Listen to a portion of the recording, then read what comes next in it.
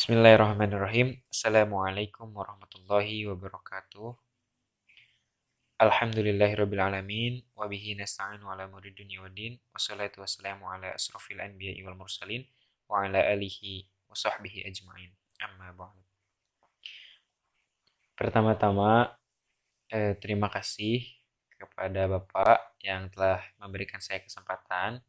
Sebelumnya nama saya Nur Muhammad At-Thohiri. Nomor NIM 020. Di sini saya ingin menjelaskan tentang perumusan masalah kesehatan keperawatan gigi.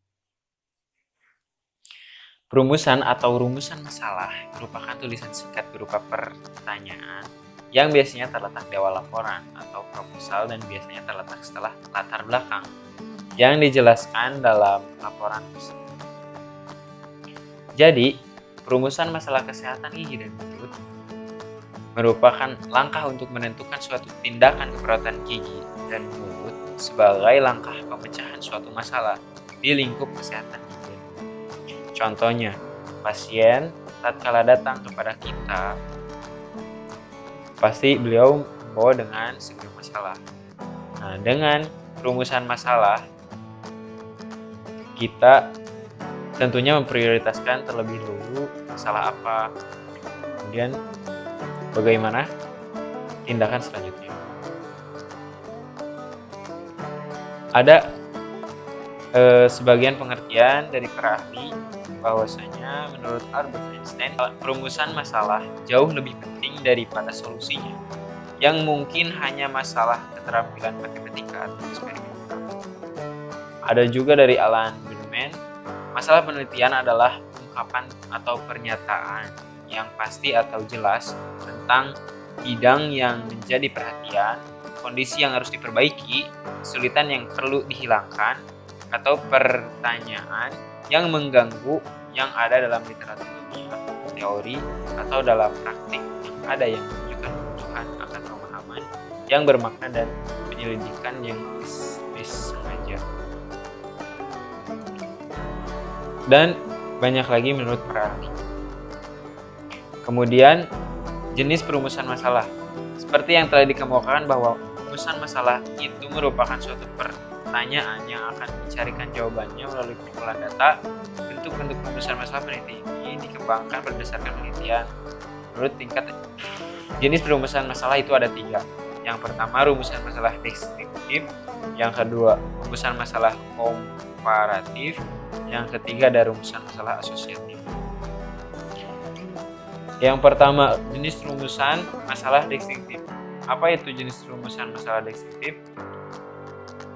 Yaitu suatu rumusan masalah yang berkenaan dengan pertanyaan terhadap keberadaan variabel, pertanyaan terhadap satu keberadaan variabel atau lebih. Jadi dalam penelitian ini, penelitian tidak membuat perbandingan variabel itu pada sampel yang lain dan mencari hubungan variabel itu dengan variabel yang lain. Penelitian semacam ini untuk selanjutnya dinamakan penelitian deskriptif. Yang kedua, ada rumusan masalah komparatif. Rumusan komparatif adalah rumusan masalah penelitian yang membandingkan keberadaan suatu variabel atau lebih pada 2 atau lebih sampel yang berbeda atau pada waktu yang berbeda. Yang ketiga, ada rumusan masalah asosiatif. Rumusan masalah asosiatif adalah rumusan masalah penelitian yang bersifat menanyakan hubungan antara 2 variabel atau lebih. Komponen perumusan masalah keperawatan gigi. Yang pertama, ada problem atau masalah. Merupakan gambaran keadaan klien atau pasien, di mana tindakan keperawatan dapat diberikan. Masalah adalah kesenjangan atau penyimpangan dari keadaan normal yang seharusnya tidak terjadi. Etiologi penyebab. Komponen yang kedua. Keadaan ini menunjukkan penyebab keadaan atau masalah kesehatan yang memberikan arah terhadap terapi keperawatan gigi khususnya. Penyebabnya meliputi perilaku lingkungan, interaksi antara perilaku dan yang ketiga, tanda dan gejala. Ciri-ciri gejala yang merupakan informasi yang diperlukan untuk merumuskan masalah keperawatan gigi. Ada hal yang harus diperhatikan dalam perumusan masalah keperawatan. Yang pertama, dirumuskan harus sangat jelas, harus secara jelas. Yang kedua, menggunakan kalimat tanya dengan mengajukan alternatif tindakan yang akan dilakukan. Yang ketiga, dapat diuji secara empiris. Yang keempat, mengandung deskripsi tentang kenyataan yang ada dan keadaan yang diinginkan. Yang kelima, disusun dalam bahasa yang jelas dan singkat. Yang keenam, jelas, mencakup seluruhnya. Yang ketujuh, memungkinkan untuk dijawab dengan mempergunakan metode atau teknik tertentu. Ada juga fungsi perumusan masalah. Apa saja sih? Yang pertama, sebagai titik sentral sebuah penelitian atau laporan. Maksudnya yaitu rumusan masalah berfungsi sebagai pedoman dalam sebuah penelitian. Sebagai pedoman penentu arah fokus dari suatu penelitian. Memberikan solusi atau sebagai penentu. Memberikan solusi atau sebagai penentu.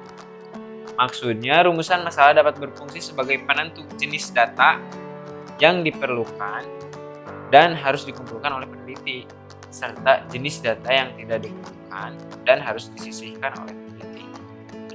Artinya, yang kedua, fungsi perumusan masalah itu sebagai pemisah antara yang dibutuhkan dengan yang tidak dibutuhkan. Yang ketiga, membuka pikiran terhadap suatu masalah saat tujuan dan arah dari suatu permasalahan sudah jelas, maka kita tinggal berfokus pada solusi yang akan kita capai untuk masalah tersebut. Kesimpulannya, perumusan masalah kesehatan gigi dan mulut merupakan langkah untuk menentukan suatu tindakan perawatan gigi dan mulut sebagai langkah pemecahan suatu masalah di lingkup kesehatan gigi. Terima kasih atas perhatian. Billahi taufiq wal hidayah. Terima kasih atas perhatian. Mohon maaf bila banyak kesalahan. Billahi taufiq wal hidayah. Assalamualaikum warahmatullahi wabarakatuh.